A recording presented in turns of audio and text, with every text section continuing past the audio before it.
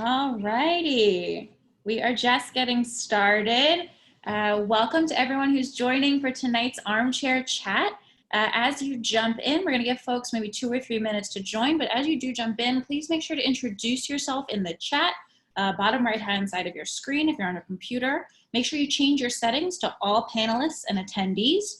Let us know who you are, if you're running for office, where you're running, or if you're thinking about running. I am so excited about tonight's conversation. We're going to give people maybe 2 more minutes to jump on because we have a whole bunch of folks RSVP, and then we'll get started. I wish I could like play some tunes. I don't know, maybe I don't want to get in trouble with licensing, so I won't. I'm not going to sing for you because that also feels bad. But let's see who we've got here. We've got Kristen Powers, candidate for Alamance County Board of Commissioners. So excited. Lisa Martin, who's running for mayor of New Smyrna Beach, Florida. Again, as folks are jumping on, make sure to change your setting in your chat to all panelists and attendees so that everybody can see your note. Todd Maddox, running for Kansas House of Representatives, District 60. Hello from Kansas. That's so awesome. James, who's thinking about running for Congress. Again, for those just joining, I'm going to repeat this many times over as we get started to make sure to change your settings in your chat to all panelists and attendees. Hi to Linda, running for Burbank, California City Council. I love seeing all these candidates here tonight. This is my favorite kind of crowd. Let's see who else is here. Not many names I recognize yet. Hi, Joe. Hi, Brianna Henrys, candidate for state rep in District 64 in Providence, Rhode Island. Nicholas Frazier, considering a run for Alabama State Leg, so exciting. We are now live on Facebook, which is amazing. For those just joining, we're gonna give people another about 30 seconds to jump on. And as they do, make sure to introduce yourself and to change your settings, please, please, please, to all panelists and attendees in your chat so that we can all see. A few other folks who've introduced themselves. We have Nick, who's the Democratic nominee for Pennsylvania House District 38. Hi, Nick, nice to see you.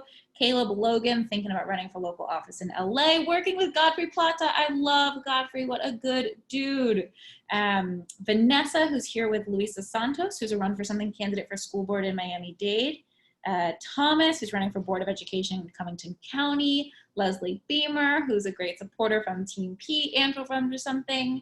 Keith in Indianapolis on Indianapolis Council. We have so many people on the Indianapolis County Council from Run for Something. Taylor Percone, Pennsylvania State House. We're gonna give people 10, 9, 8, 7, 6, 5, 4, 3, 2, 1 more seconds, and we are gonna get started. Hi, everybody who just joined, who is still joining, who is watching live on Facebook, whether on Run for Something or Now This Politics.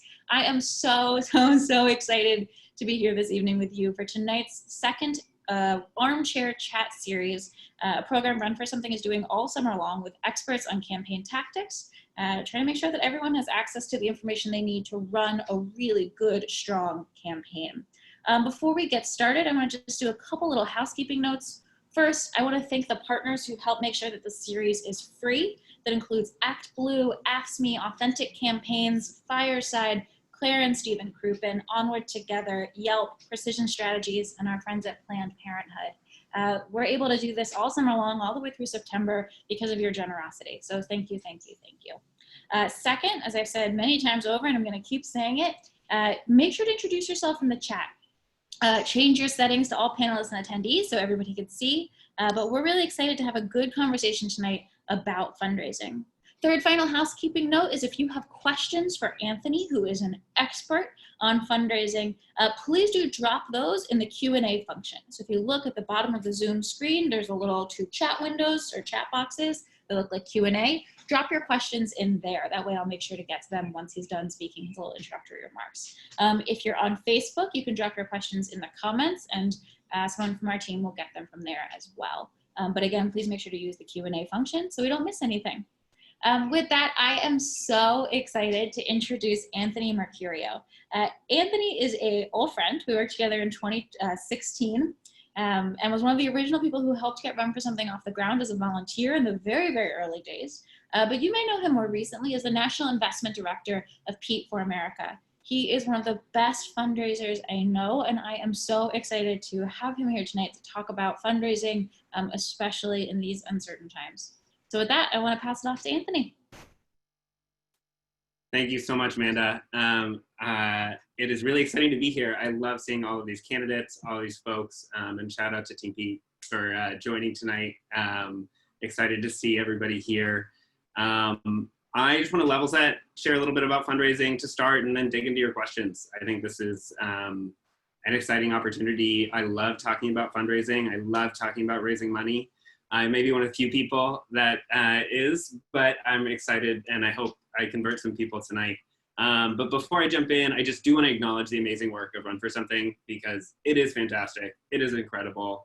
I remember when I was still just like in the darkness of post 2016, and Amanda and Ross were already out there plotting this amazing organization and planning this, and they really inspired me to jump in. So thank you for all your work that you've started in this movement that you've created.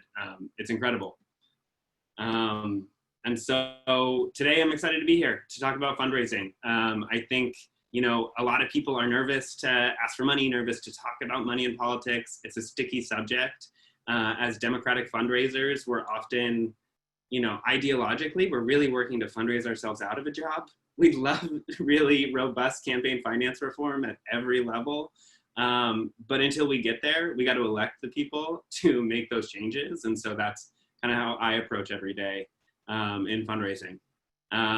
You know, it's a reality that we're living in. So it's you know, fundraising is a vital part of any campaign, any organization.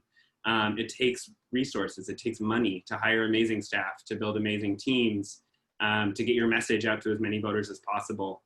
The resources that you can bring into your campaign as early as possible allow you to build a team, build an organization, build a movement, and get elected and get into office.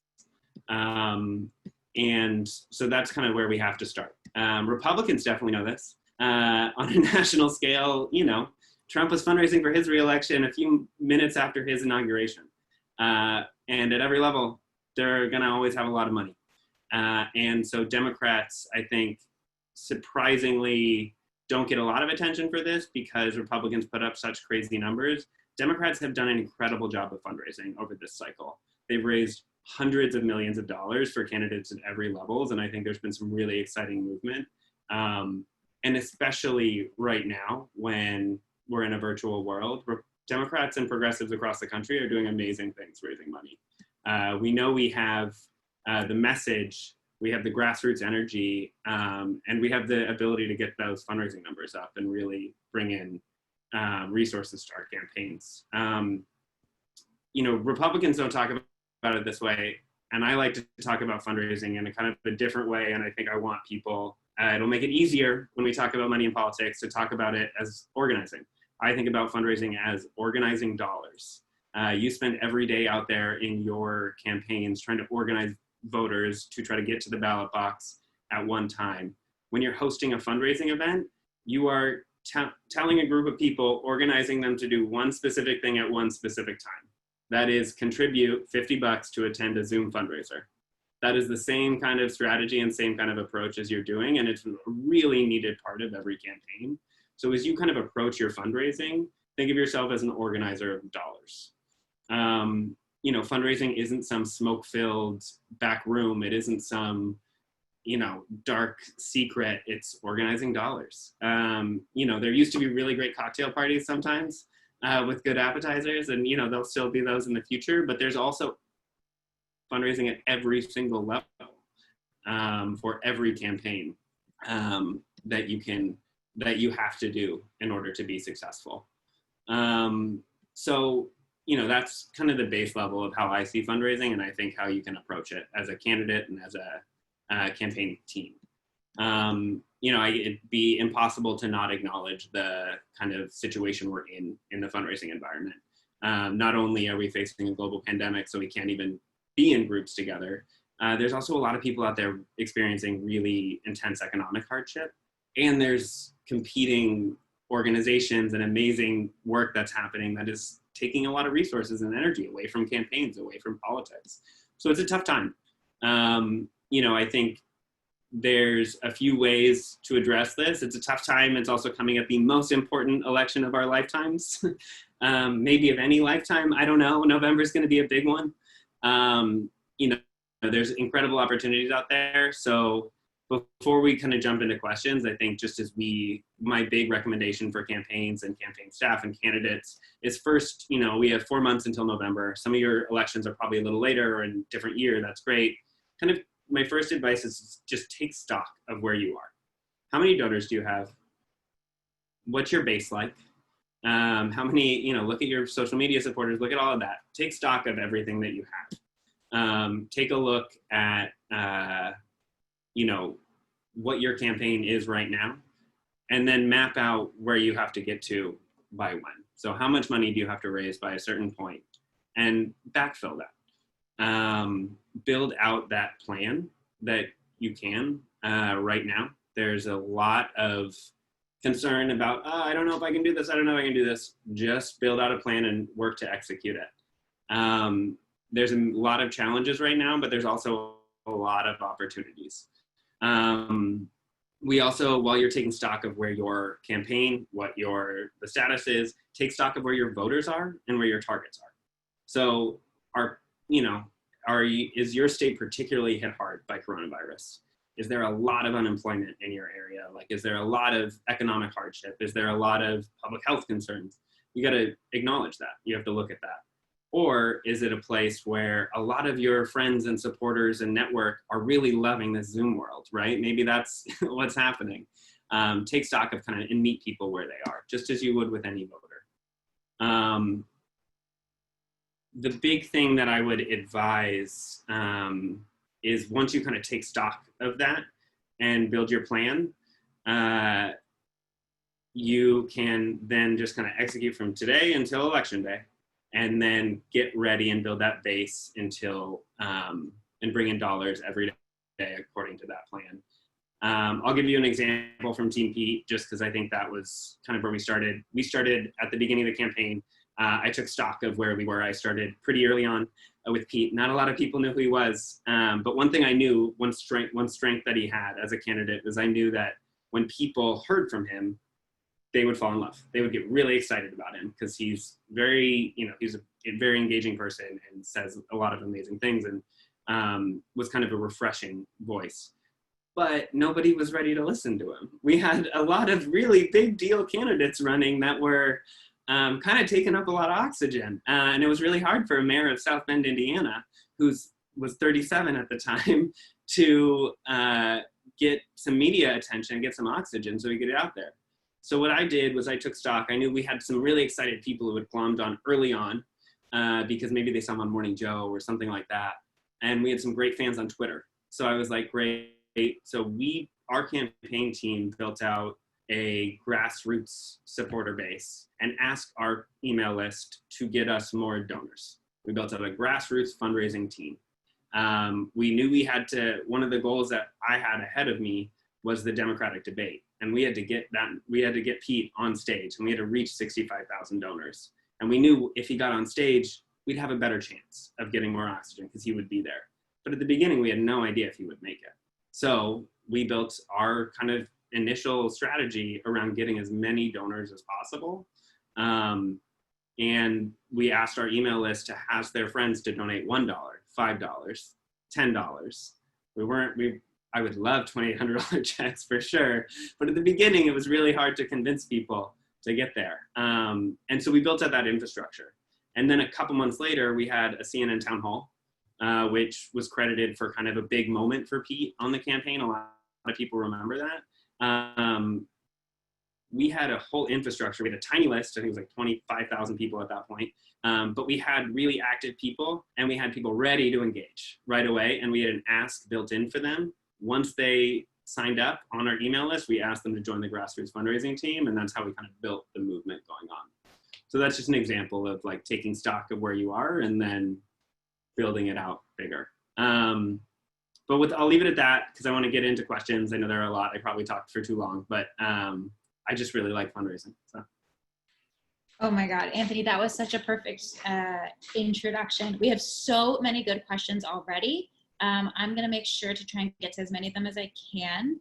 And if you have one, make sure to drop it into the Q&A function. So let's start with this one from Darren Moorhead. How do you get your first donor? That's a great question. I mean, that is a real question, because it's easier for someone who has a list, who's run for office before. But if you're just starting, what do you got? Your first donor, probably going to be your mom, probably going to be your cousin, probably going to be your friend or your roommate sitting next to you. The best advice that I have for every first-time candidate, and every candidate actually ever, is to sit down and Rolodex everyone you know. You should write down a list of everyone you know, everyone you've ever met, everyone you've ever talked to. And when you decide to run for office, you pick up the phone and you call them and say, hey, I'm running for office. Give me some money. If you're running, temper your ask to how well you know them, but you should ask everyone to invest in you. The network that you start with is going to be the people that are closest to you and most excited about you. And so to build a base, to build something, you got to go to your friends, you got to go to your family, even if it is that $5. Hopefully you can get some bigger contributions as well. And not only do you ask them for money, you ask them to ask their friends for money and send them an email on your behalf to their friends and their networks, and build it out through there. And I think it's really important, this is something Run for Something coaches our candidates on, is that you're not asking people for money for lunch. You're not asking people to loan you $5. You're asking them to really invest in their community. And that's, I think, a really important thing, especially, for women and people of color, but especially for women who maybe feel some discomfort with asking for money as a candidate. Remember, it is not for you. Really good question here from Taylor Pacone, who wants to know about fundraising in a mostly rural area with small economically distressed cities in a very red district. They give an example. Trump took their county by 70% in 2016. Wow. So it's a tough phrase. Do you have any advice? Yeah, I mean, that is a tough area, but I think there is, again, you got to start with your base. So start with your family, your friends, your network that you're starting. I also think there are a lot of people around the country that are really interested and invested in these rural communities, in these rural places. There are people and organizations that care a lot about communities exactly like that. Mm-hmm. And so that's a really great opportunity to just kind of build out partnerships and with organizations and with other candidates. So Taylor, I don't know which state you're in. I'd be curious, but if you are, I would go to the state party of that of your state, talk to them, and there's going to be a list of people that have given, even if it's like one or two in your area, and target them. And even if they've given $10, $5, a small amount, picking up the phone to call them, especially if they're not interacting with a lot of people, if you're in a really rural area, that's going to mean a lot to them. As a candidate, calling them, listening to their issues, asking them to invest in their campaign, and then bringing those people on to reach out to their networks, right? It's friend by friend by friend, especially when you're kind of starting at that small level. Yeah, I think that's really, really important, is to think about who can you ask for help here. Another really good question from Linda Besson, who's running for city council in a town of 100,000. Is there anything different or any advice for building up a donor base in like a small to medium-sized city, as opposed to someone looking in one of the places like New York or Chicago or one of the usual donor bases? Yeah, I lived in a town of 100,000 for like a year just now in South Bend, Indiana. So I am very familiar with that. I think that's actually kind of a perfect size, because you have the opportunity. I mean, COVID presents unique obstacles to this, but you have opportunity to really meet people kind of where they are, literally on the street sometimes. There are, fewer, you're not in a giant city where there are a million different gathering places where, you kind of can identify the main downtown, the main area where people are hanging out, and you have an opportunity to meet people. It is so shocking how many people around the country have never met a candidate for office. People think of like old white men with like powdered wigs or whatever as a candidate for office. I think that's changing, thank God, especially with the work of Run for Something. But if you go up and introduce yourself as someone who is running for office, most people are going to be kind of taken aback and actually curious about that. So building out your donor base in that kind of community, that's a perfect house party model, where you ask kind of community leaders to, you know, either hear from you, because maybe you're looking for their endorsement or their support, and that's a whole nother process. But asking people to really bring their groups together. You can bring small groups together. This might be virtually now, where you can have a group of 20 people in a room and you can talk to them. That's a really great opportunity to pick up. It's a good opportunity for, 30, 45 minutes of your time as a candidate, and maybe to pick up a few $1,000s that you wouldn't otherwise have, and a whole selection of new voters that get to meet you one-on-one and start to build that donor community. I think what I didn't talk about this in the beginning, and I should have. One thing that I really want to hit on for people is building a community around your campaign and building a donor community. On presidential campaigns, you have often a finance committee, and a lot of Senate and bigger campaigns have this. It's, that awful word bundlers that people talk about a lot, people that are raising money for you. I like to think if we stop talking them as bundlers, we talk about them as organizers of dollars. That's one way to think about it. That's how we approached it on the Peak campaign, and we're very successful doing it. You can do a different scale of that for your community.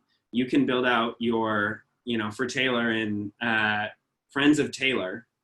For her, I think you could brand it as that. You get a weekly or a monthly call maybe with all of the Friends of Taylor.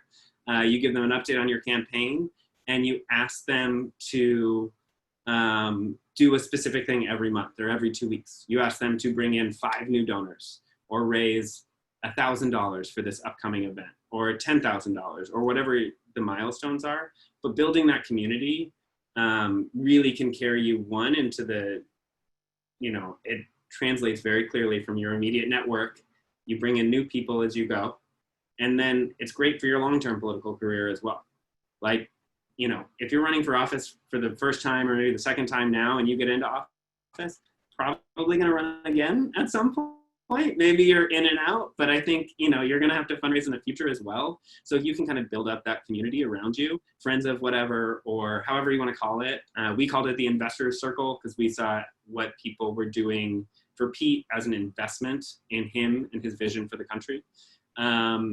You heard it called like the National Finance Committee on Presidentials, whatever you want to call it. It's a community of donors that come together and are supportive of your campaign and want to help get your message out.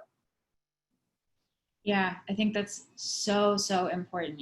One donor is great. A donor who can bring in 5 new donors is even better. We had a couple people write in questions, and so I'll just sort of aggregate this. Can you talk about what makes a good pitch to a donor in a one-on-one meeting, for example? Yeah, for sure. And I know there's a lot of candidates on here that are probably doing this and doing call time and doing virtual one-on-one Zooms. And especially for the staff on here, make sure you do your research before, so you don't answer the phone, or you don't get on the phone or get on a Zoom and have no idea who this person is. That's kind of rude. You wouldn't do that on like a normal work call. You wouldn't do that on anything else in life. Just have an idea of who this person is and what they care about. Google provides a lot of that information. So make sure, one, you walk into the meeting with a sense of who they are. You want to make sure, I think a successful meeting and a successful ask involves a few different things. One, you want to make sure you get your story out there. What's your story? Why are you running for office? Get that across. So they really, can quickly understand, and they could theoretically repeat back to you who you are, so they can tell their friends, and so they know it in their head. The second thing I would say is you want to ask them a lot of questions. Ask them. People remember what's the what say versus 7% of what you say, kind of thing. So make sure you ask them questions, ask them what they care about. And then on the ask part, the scariest part of it all, when you're asking someone for a $500 contribution or a $1,000 contribution or whatever it is, this is the best advice I've ever gotten in fundraising. I'm going to shout out to Rebecca from the Hillary campaign in 2016. She gave it to me. Make the ask for the dollar amount, and shut up. You hear this awkward silence. We're stewing on it. We're stewing on this awkward silence. It's great. What that does is it forces someone to respond to you. It's everybody's kind of natural human inclination to want to say yes, weirdly enough, and want to acquiesce. But if you are saying, oh, hey, Amanda, can you give me $500? Oh, but it's, or 250, you'll end up talking yourself out of an ask. So the best advice that I can give is really make that ask and shut up and wait for them to respond. You should not be the first person to jump in after you ask for that dollar amount. Rebecca gave me this advice. Yeah. Sometimes when I'm doing it on the phone, I will literally ask for money and then cover my mouth. Exactly. Myself. Be quiet. It's worth it. You learn to love the awkward silence of it all. Mm-hmm. Let it linger. I know we have some people asking questions about online fundraising. I want to let folks know that I think it's either next week or the week after, maybe a little later in the summer, we're having a really specific tactical conversation about online fundraising. So I'm not going to throw too many of these at Anthony right now. But thank you for the people commenting about how great Pete for America fundraising emails are. I'm sure you appreciate those kind notes. I hope you like Run for Something fundraising emails too. A little bit of a flip here. Jesse Maggot wanted to know about technology that you can use for fundraising tools. She mentions the Van app. Is there anything else that you would recommend or any tools you think candidates and staff should be thinking about right now? 100%. There's a lot of really amazing tools out there. NGP and the Van app have really improved over the last few cycles and are a lot better. There's a lot more information. I think looking at NGP, you have your donor database. Make sure you're tagging people. Make sure you're actually keeping that data healthy because that's going to become really important and really helpful as you're trying to answer questions and things are going crazy. Make sure you have your data tagged, what events people showed up at, all of that stuff. And NGP makes that pretty easy. ActBlue also has some pretty cool new tools that they've developed. I think, taking advantage of personalized ref codes for people. You can give people personalized fundraising links so you can track how much money they've raised. And there's a whole kind of suite of tools. We're using one right now. We're using Zoom. We're using Facebook Live. That's another tool. Making sure you're keeping track of those. I also will shout out, and maybe we can put this in the chat, but it's called leftapps.us. This amazing guy, Eric Majewski from the Peak campaign, I'll give him a shout out. Eric's great. He built a suite of tools that make things pretty easy. So he built out a grassroots fundraising tool. So you can actually, any campaign can use it.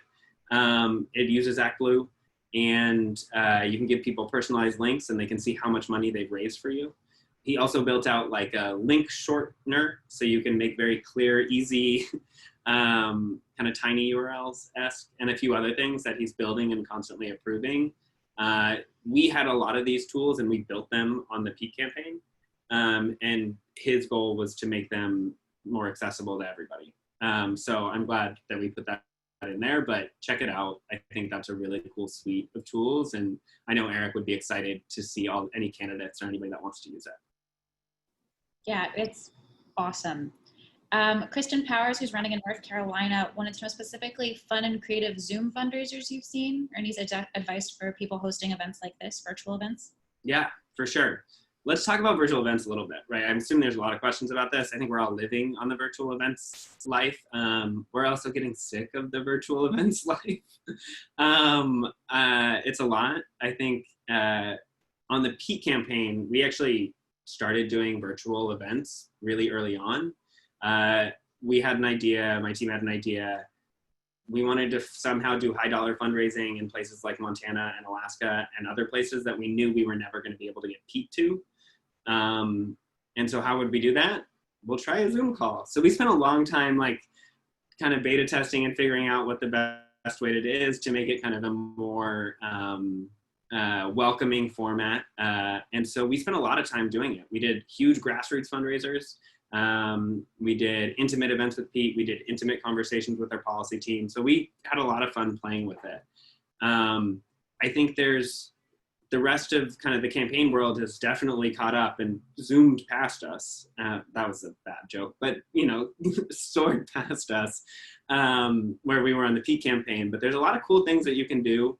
I like to have as much engagement as possible on Zoom calls. I think they can get really tedious sometimes. So trying to, on a Zoom fundraiser, especially when people are kind of paying and investing to be there, they want to make sure they get a chance to ask their question. And for people to ask their question to a candidate, that's not a chance they're going to get very often. And so you have that opportunity to make that happen. So getting like one-on-one personal interaction is great.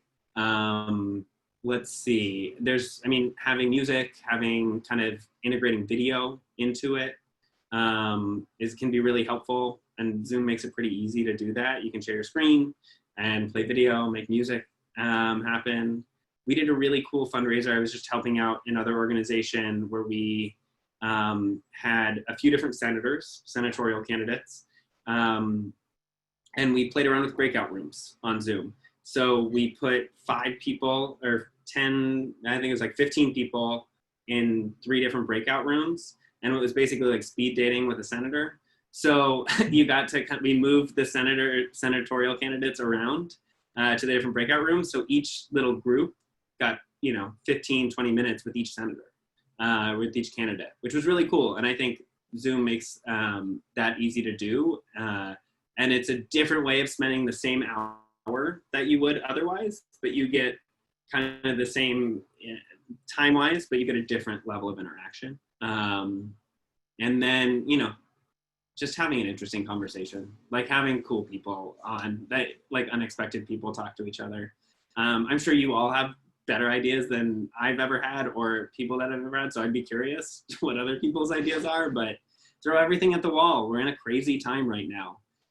If you can get a group of people together, try new things and experiment. If it doesn't work out, okay, try the next idea. But you could discover yourself the next great Zoom innovation. And I know someone from our team can drop this in the chat. We have pulled together a big list of ways and different events that people have held on Zoom and on other interactive platforms at resourcesforcampaigns.com. So we'll drop that in. You can take a look at it too. It's always helpful, I think, to see these things in practice as opposed to just hear about them. So you get a sense of how they actually work. Yeah. Oh, please. Just one thing because Jesse's in North Carolina, right? I think what would be cool is if getting like a few different people at different levels of candidates, so mixing it up, right? It's not the same thing. So if you could get an event together with like a Cal Cunningham, a Pat Timmons-Goodson, yourself, or getting like 5 different levels of candidates in North Carolina running, that would be really cool to see. And I think providing unique opportunities rather than the same old over and over would be cool. Yeah, that's really, really smart.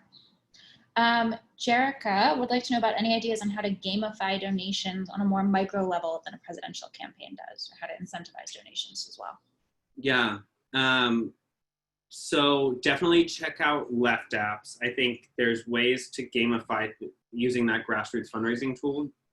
And what we did on the P campaign and what I wanted to do more of, but we didn't get there, we were busy. And the campaign came to an end. But giving people things like digital badges is something that's pretty low lift and easy to do. You can create different levels to kind of gamify it to move people up a chain of engagement. So for the first 5 donors, maybe you get this one kind of JPEG image that you can share and celebrate with. And maybe when you get 10 donors, you get something else.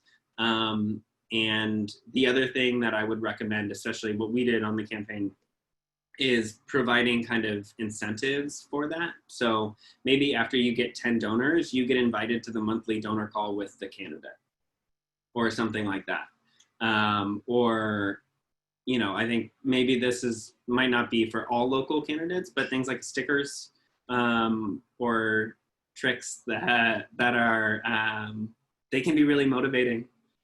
I know I love stickers and I get really excited. So would recommend that kind of stuff. Lisa Martin wants to know, is there an optimum number of attendees in a Zoom meeting or on a virtual event? Is there like a sweet spot you found? Yeah, actually, I think there's a few different things. So If you have, I think a good general rule, if you want a very intimate conversation where the donor who's participating feels like they got a lot of value out of the conversation, something less than 25. It's kind of like, and having everybody on video is helpful with that, but it's kind of like how many people can fit on one grid view screen of Zoom. That's about the limit to where people, not everybody's going to want to have an interaction, but if you have kind of excited people that want to ask a lot of questions of the candidate, you can have a more substantive conversation. And you can see people's screen and kind of interact, and it gets closest to being like we're in a room together, if that makes sense. And, you know, I think that gives you an opportunity for the candidate to answer not only policy, political questions, but also some personal questions, which I think we need to acknowledge. And I think we're all kind of in this weird place where we're sitting at our homes. We do calls with Pete still all the time, but like he, you know, Buddy is his dog, who's he's a very rambunctious dog, and he's often barking. And we could ignore that and freak out and be like, no, put Buddy in the basement, or like get him out there. But it's also just really fun and personal. Like, it's cool, you know, like we're in this environment together, just like you have your dog there, you know, Amanda, like your adorable puppy should be on more Zooms. That's what I'm saying. I think Sadie should be on every Zoom. I'm glad she's currently asleep in our bedroom. Olin Parker wants to know if there's adapting fundraising for smaller campaigns that maybe have less than 30,000 voters, or even, you know, I know a lot of folks on this call are working in races even smaller than that. Is there any way that fundraising changes based on the scale of your race? Well, I mean, it changes in scale in that you have to raise less money, which is great, but it's also a little more difficult because you're often having to explain what the office you're running for is to people, right? Like, I mean, the candidates can share more about that, but you know, some people don't know what it means to run for school board, or what it means to, like, a lot of people just aren't super plugged into that. But if your race only has, you know, 30,000 voters, that's closer to, you can have kind of more intimate contact with people because you're not reaching the wide swaths of people. I say that at the same time, just because you're running for office in one area does not mean you can only fundraise from that area. We all have networks around the country. And if you know people in other places that care about you, you should make sure you're asking them for money as well, because you can still do that fundraising. They still want to invest in you. Your friends in other states and other cities still want to invest in you and support you. So you should make it able, you should make sure it's, they're able to do that. But with your more kind of small scale races, you can kind of have the dual conversations where it's not only fundraising, but also vote for me,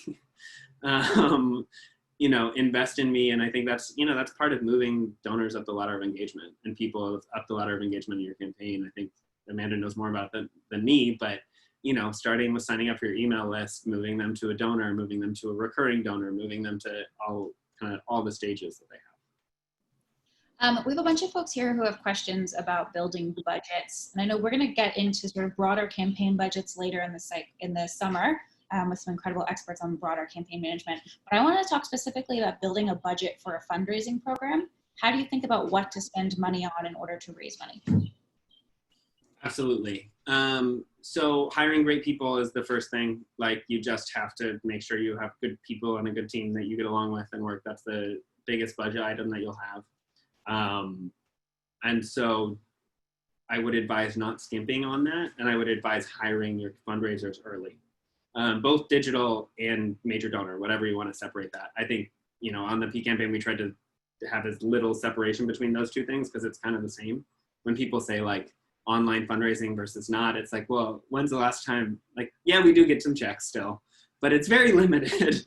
Everything's online now. So, you know, trying to hire those people early, because as I mentioned at the beginning, like the more money you can bring in early, the more you can be successful in the long run.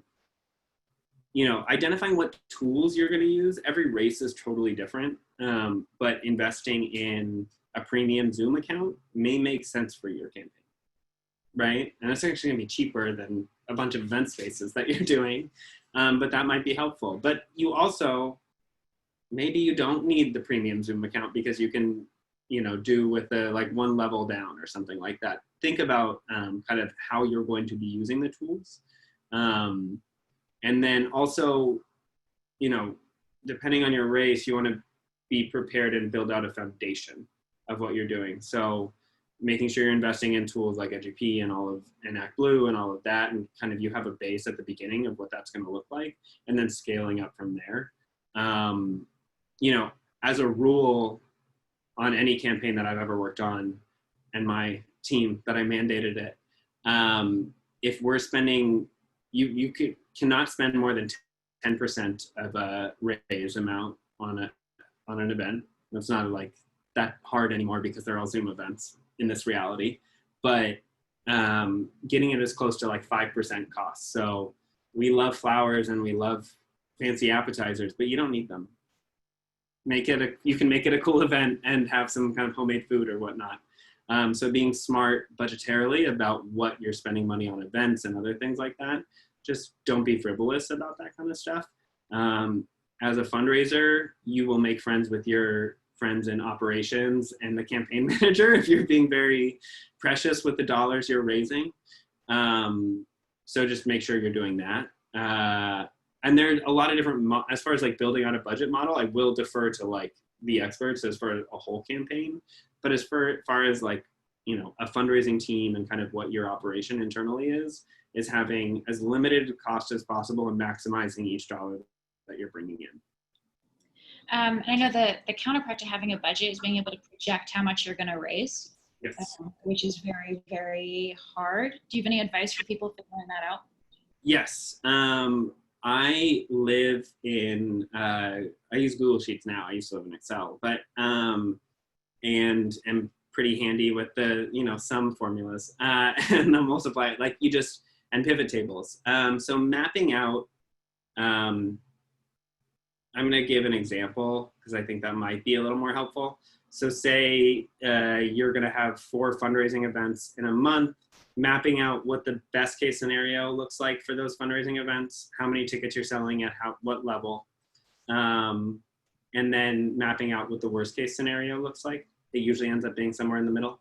And it can also soar past your best case scenario, but being realistic with yourself, and mapping out kind of, so you're going to have 4 events. You think 2 of them are going to raise $10,000. 2 of them are going to raise $25,000 because you have a really great host that's doing it for both of those, and mapping out what you can safely count on these people to bring in for your co-hosts and, your email list or however else you're building for the events, and kind of repeating that over the coming months. That's how you can kind of get to safe projections and the healthiest of projections. But you have to be realistic with yourself. You have to build out the base, and I always am someone who likes to under promise and over deliver, and I think that should be a mantra for everybody. It's way better than the opposite. So making sure you're realistic with yourself and with your counterparts on the campaign. Connected question. A couple folks have asked us in, including James and Vanessa, I believe. Apologies if I missed it. How do we find new donors, whether it's for virtual events or for in-person meetings? How do we find new people to ask money to once you've hit up your extended network? Yeah, once you've hit up your network and you've called every person you've ever met and known, which is I'm not joking when I say that. You got to do that. Getting new donors, there's a few different ways. So the first one is leaning in on your community that you've created, right? So you have asked everybody you've known for money, but if you ask them to join the friends of Jesse or friends of Bob or friends of, your campaign, to kind of be a part of this group that's getting together consistently and building a donor community and bringing new people in. Your ask every week for them should be to bring 5 new donors, 10 new donors in, or a specific amount. So that's one way to get new donors and expand into their networks, which is the most powerful.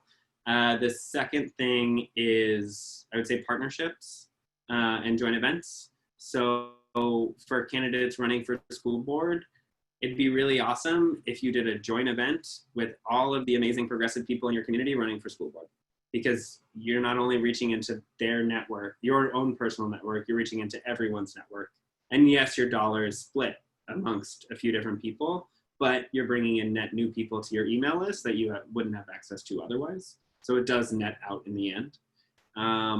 So, you know, partnerships with other candidates, doing an event with like, you know, like the North Carolina event I mentioned, I would love to go to that. So Jesse, if you get to make that happen, I would love to support that event. Those kind of things, partnerships are really helpful. And then getting in front of groups and organizations. I'm always curious, you know, I haven't thought a lot about this right now, but especially we'll talk about local races, because I think that's what a lot of people are doing right now. But the Rotary clubs, the Kiwanis clubs, that kind of stuff, getting in front of those groups, and maybe it's probably get Zoom during COVID, but getting in front of groups that you've never known and talking to new people, that can get new donors. Maybe your ask for the first time is just join my email list, and you're sending, you know, you send a specific track to the people that you've met at these brand new events and kind of segmenting your email list. But that's a really great way to bring people all on board. And another great way to bring in new donors is when you meet people and you're telling them about your campaign, ask them for money. Ask everyone for money. Yeah. I ask literally everyone I talk to about Run for Something to give us $5, and I'm almost never joking. You never know. You never know who's in a room, and I think that's a really important thing to keep in mind. Jesse has a really interesting question about finding the right staff. They note specifically for people of color, it can be pretty challenging, but I know candidates of all backgrounds have had problems hiring people. Do you have any advice for where to go or how to evaluate good fundraisers? Yes, absolutely. It is tough. There are really amazing fundraisers out there, and you should hire them. And I think when I approach kind of building a team, I'll get to tools in a second and like places you should go. But as far as like my approach to building a team, I think about values first when I approach it. I think, you know, I said at the beginning, organizing dollars fundraising is organizing dollars. So I think about values that people have, because I think anybody can be a good fundraiser if you can get comfortable asking for money and comfortable talking about money. So, you know, especially in smaller races, it might be hard to get more high profile and more experienced fundraisers. Go to an organizer. Go to someone who has organizing experience, because it's pretty translatable. I personally always, and this is kind of weird, but I always look for people that have experience in food service or retail, because I did personally, and I think it's important, but you really learn how to talk to any person that you're engaging with. And I think that's like a really unique skill set that more people should have if you worked in food service or retail, because it's a really tough place to work and a tough job to have. So I look for people that have that experience. Even if their fundraising experience is more limited, I know that they can talk to anybody and ask people for anything. So I look at that. And then the values piece forward, I think for me on the P campaign, I thought about, it was pretty hard to convince people to move to South Bend, Indiana. It's really early on in the early beginning of the campaign. It was really hard. So I get your frustrations and struggles there. And so I had to look for people that were, you know, not necessarily the most, you know, that were kind of a different target and were excited about this. And so took a few more conversations, but leading forward with, you know, values of respect and kindness, which were super important to Pete, also to me. Even if people didn't have all the fundraising experience in the world, I knew they could become great fundraisers. And then as far as tools, listservs, former campaign friends, groups like Inclusive, groups like Jobs That Are Left, I think is a great listserv. Getting that out there. And then I would also recommend being open to kind of having, especially if you're a brand new campaign or a brand new candidate, getting someone to kind of give you a base level of advice, even if it is a consultant, to start off with, because they can help teach your more, your less experienced fundraising staff how to operate, right? So having someone coming in who is an expert who can kind of lay the groundwork, give you their expertise, and you can run with them. We got a question from Facebook. Do you feel like the time spent on endorsements is worth the ultimate money raised? And I think that's true of both groups and, other politicians with our elected officials. Is the juice worth the squeeze here? I love this question because my kind of answer is often not always, not likely. My recommendation for campaign managers, candidates, and fundraisers is to really have a clear understanding of what that endorsement means before you pursue it. It's great when a really high profile politician or something puts up like a graphic of you on a website. That's cool. But Run for Something has a full scale and not only endorsement, like you're teaching everything, you're doing everything, you provide so much more value. As far as on the money side, there are organizations and candidates that, maybe it's great to see your name in one thing, but if you're filling out 5 hours of questionnaires to get just a graphic, it might not be worth it. But if you can get a commitment that this group will send an email to their list, do a virtual fundraiser for you, get those commitments early on and see what's possible before you kind of go down the rabbit holes of endorsements, because you're right, they're often not always worth the squeeze. And, I also think there's political considerations to think about endorsement wise. I think different groups and different organizations mean different things to different communities. Some groups maybe don't want, or some communities don't have the same response to different kinds of endorsements. So you got to think about your voters as well.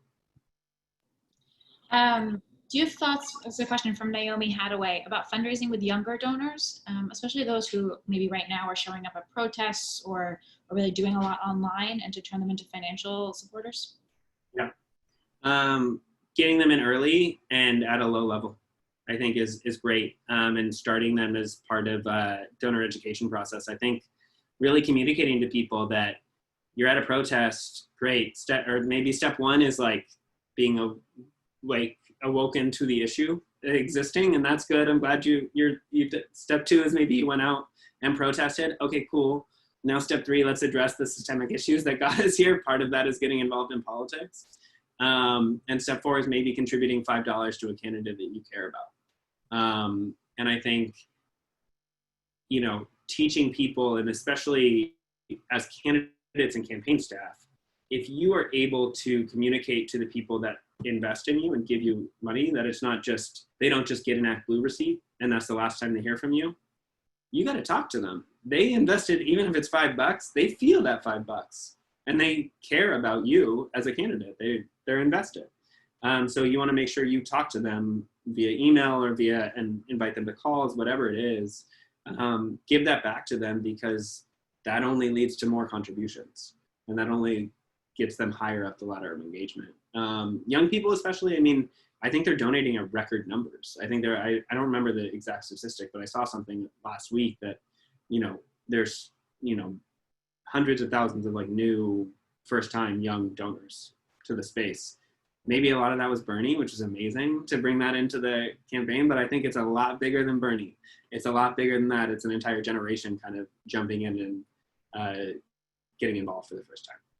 Yeah, the number of young donors who've donated to a political campaign has increased 3x since 2018, which is wild. And it's a really exciting thing, because it means we're building a whole new base of people who, this is true in online, it's true offline. The best person to give today is the person that gave yesterday. Mm-hmm. So I think it's great. Maybe one of our last questions from Joe Forsyth. What do you think are the most cogent, broad-based arguments we can make to raise political money in a time of crisis without appearing to take advantage of the crisis? Totally. My honest answer is, and the best answer I can give, is to be honest and be real with people, because we're all humans here and we're all kind of experiencing the same thing. I think you are a leader when you're running for office and when you're a candidate, and you should see yourself as a leader, and that's how people will see you. So but you are also a real person that is experiencing things. And I think if you negotiate yourself too much into, oh, but I want to think how people will see me and perceive what I say. I mean, don't be bad, but like say what you think and be honest with yourself. And I think coming off as authentic and being authentic with your donors and people, they'll understand where you're coming from. You know, I think about the issue of like Black Lives Matter protesters right now. This is a huge moment that is out of the media too much right now, even though it's still happening every day, which is incredible. It's unlike anything we've ever seen. And we should absolutely invest in these like amazing organizing groups and the multitudes of like the Black Lives Matter ecosystem that's out there. And I think as a candidate and as campaign staff, we should lift those up. Let's tell those stories, especially if you're in a local community. I saw Keith from Indiana, for example. I saw him on Twitter, I think, at a Black Lives Matter protest. He should share that story with his donor base and his supporters, right? That's a really authentic way to talk about the issue and show how he is being a leader and how you are being a leader in this space, especially if you're a white candidate or a white person that's talking about this. Share your experience as you're navigating this in a space that's, especially because you want to be sensitive and understanding of what's going on. And I think, you know, this is a unique moment for candidates of color as well to share their perspectives to their supporters, white and people of color as well.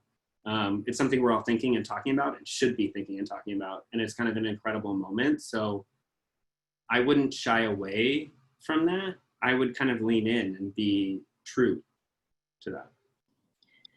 Okay, final question for you, Anthony, before we close out. And you can answer these in, we'll say 2 tweets each. Okay. What is the worst advice you've ever heard someone give about fundraising? Someone give a candidate about fundraising? And what is the best advice you hope everyone who's on this call tonight takes away about fundraising? Okay. The worst advice I've ever heard is ask next time. Like, no, there is no next time. You don't know when you're going to talk to that person next. Ask them now. Like, make that ask. You know, it can be awkward. It can be hard asking for money. I get it. You'll get used to it. I swear. You are asking them, like you said at the beginning, Amanda, you're not asking them for lunch money. You're asking them to invest in you in the future, in their community. It's real. Ask them now. Don't wait. The best advice that I could give or have gotten myself, I think is probably the make the ask and shut up. I'm just going to reiterate that. Please, like, I'm serious when I say this. It is a much better way to, like, you know, get people across the line to give you money and give you the amount of money that you know they can give you. So make the ask and shut up. Love it. With that, I want to say thank you to Anthony for joining us tonight. Thank you to all of our guests for this evening.